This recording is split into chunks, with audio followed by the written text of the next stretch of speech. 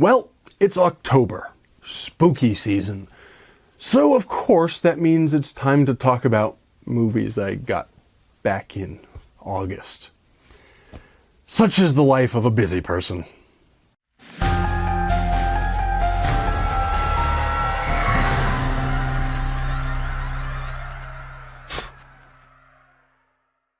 Well, I am getting caught up both on making these videos for y'all and on watching all the horror movies I've acquired over the last few months. So it's time for the monthly review video, or at least monthly-ish review video, of the offerings from the August, in this case, 2024 HorrorPack. If you're new here, that's a regular feature on this channel. I get the HorrorPack, what would you say, mystery subscription horror movie boxes every month.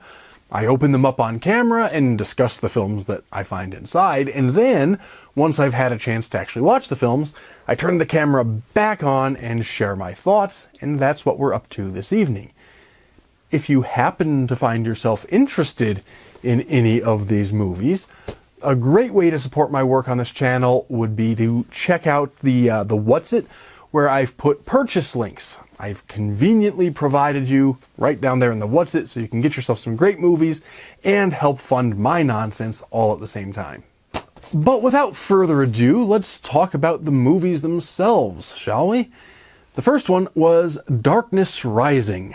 It's about a woman who returns to her childhood home just before it's about to be demolished in a way to try to make some kind of peace with her past. Her mother, you see, murdered her sister. Now that's the kind of premise that got me all kinds of excited. I remember when I opened it up, I kind of talked about that for a minute. I knew going in that it was going to be some kind of supernatural evil that caused her mother to behave so violently in the past. And it was, and that's no spoiler to say so. But I was also interested in a film exploring, even in a completely fictional and supernatural way, what could drive a mother to do something so horrible as murdering her own children. We think of mothers as nurturing characters, not as murderous characters, so that's a fairly dramatic character shift or role shift. And I found that sort of thing interesting. Unfortunately, the movie doesn't really deliver too much on that part. Those themes are present, for sure, and it is an integral part of the premise. But once the characters get to the house, it really ends up being more of just a stereotypical haunted house kind of a story. There's nothing wrong with that, though. I like a haunted house story, stereotypical or otherwise. But it did leave me thinking they left some storytelling opportunities on the table, particularly with regard to that, what would you say, inversion of maternal nurturing characteristics. While I was preparing this review, I looked this up on Rotten Tomatoes, and as of today, when I wrote this review, it boasts a dismal 0% from the critics, and a not much better 37% from audiences. And that just ain't right. This is not a bad movie. It's far from a great movie, and it is pretty generic, but it's a perfectly fine way to spend, 80 minutes or so of your time. For my part, I'll give this one a C+. Next up is Found Footage 3D. This is pretty self-referential. The premise is that this is the found footage captured as behind-the-scenes footage from a fictional attempt to make the first 3D found footage movie, but the behind-the-scenes is also in 3D. Complete with this lenticular cover, let me glance at my monitor to make sure you can actually see it changing. Yeah, there we go. Complete with that kind of cover and 2 pairs of red and blue 3D glasses, this is simultaneously a blast from the past and a look into the future. Because now that 3D movies seem to be largely fading from popularity, and I think few of us really get excited about these little cardboard glasses. Now, the technology is finally available that a found footage movie in 3D actually makes some degree of sense. So, as the format becomes technologically plausible, it also sort of fades from popularity. Make it make sense. Anyway, in terms of the availability of the technology, think of it this way. Even my broke ass has a 3D camera. It's not a great one, but I do have one.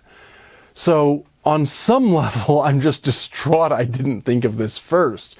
But, as far as I know, this really is the first found footage horror movie shot entirely, or at least almost entirely. There's a little 2D introduction, but then the rest is 3D.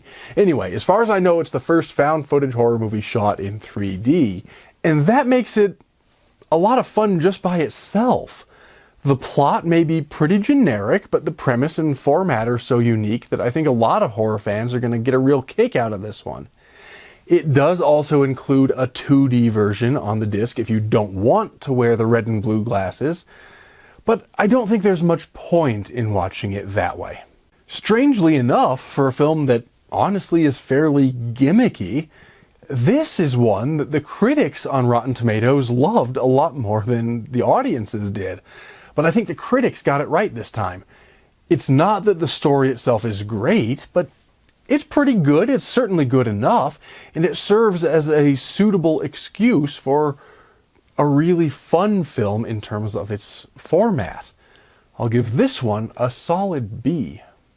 Next, I'm going to handle the exclusives together because there are actually 2 HorrorPack exclusive Blu-rays in this package instead of the usual one. Number 98 is the Once and Future Smash, and number 99 is In Zone 2. And these things really do fit together because it turns out they're companion pieces, one to the other. If you read the descriptions, they'll tell you that In Zone 2 is a cult classic slasher movie from 1970. I think it said filmed in 69 and released in 70. Anyway. But it has a lost ending, and then the Once and Future Smash is about 2 actors who each claim to have played the slasher encountering each other at a convention.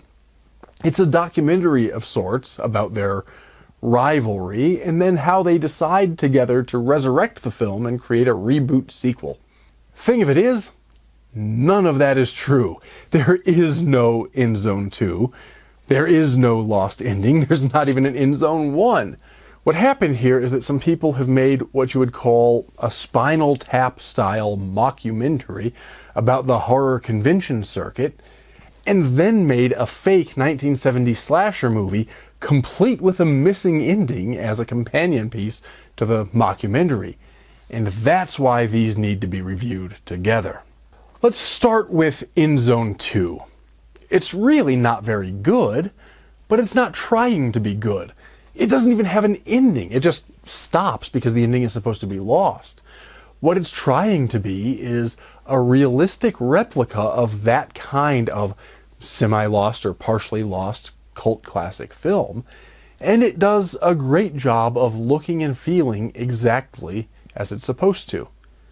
Similarly, the Once and Future Smash isn't really a good documentary. It's not even about a real subject, but it is a good parody of horror conventions and fan culture and what we might call semi-celebrity. Taken together, these are actually a lot of fun. I hesitate to call them good, but I would call them brilliantly bad.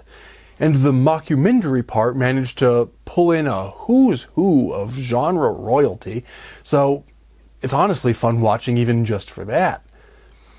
Trouble here is I don't think I can rate these individually. Neither one really quite stands on its own, although the Once and Future Smash does a better job of it than In Zone 2 because of that missing ending. But taken together, they represent a fascinating and genuinely funny experiment, and I'll give the set of them as a collection, as a pair, a B+. So that was a pretty good month for HorrorPack, I'd say. But alas, that also brings us to the end of our time together this evening. Don't forget to subscribe and ring my bell so you don't miss out on my reviews of the September offerings coming up very soon. In fact, I don't know whether it'll actually be the next video posted or not, depending on how things shake out, but it will be the next one I film because they're actually sitting right down there, and as soon as I stop this, I'm going to go and film that other review video. So make sure you stay tuned for that, and in fact, all of my other videos. But until next time, take care, and stay scared.